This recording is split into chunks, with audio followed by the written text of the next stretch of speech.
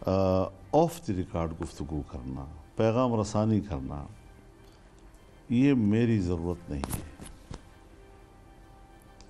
اور اگر کسی کی ضرورت ہے تو پھر میں اس امانت کو بھی امانت سمجھوں گا کہ اگر ایک فریق نہیں چاہتا اس کی تشہیر کو، اس کے اظہار کو، تو دوسرے فریق کو بھی حضور شریعت بھی پابندی کرنی پڑتی ہے جی.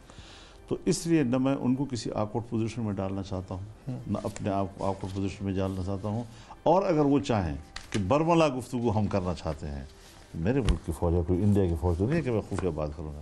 میں کھل کر بھی بات کر سکتا ہوں، لیکن یہ ان کی ترجیحات پہ ہے.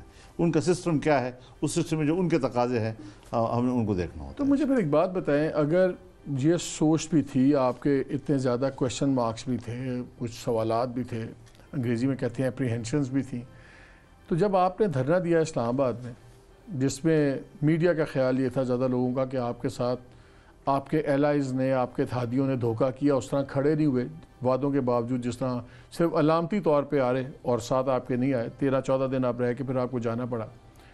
اس وقت بھی آپ نے اداروں کے کہنے پہ ہٹ گئے. آپ کے بقول چودھری برادران نے لا کے آپ کو گارنٹیز دی سب کچھ.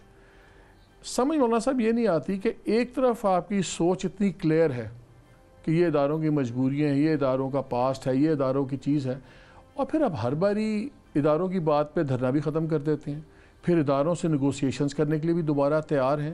یہ دو چیزیں مل نہیں رہی. اداروں سے کہ کہنے پر دھرنا ختم نہیں کیا، اداروں کو کمٹمنٹ پہ ختم کیا ہے کہ کس مہینے میں اسمبلی تحلیل ہوگی اور کب اسمبلی جو ہے ہم الیکشن دیں گے جی.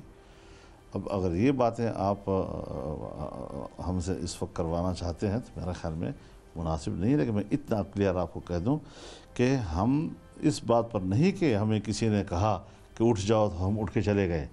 نہیں، ہم نے باقاعدہ اسمبلیوں کی تحلیل کی تاریخ بھی لے لی تھی اور الیکشن کے مہینے کی تاریخ بھی لے لی تھی. ایسا نہیں ہے حضرت.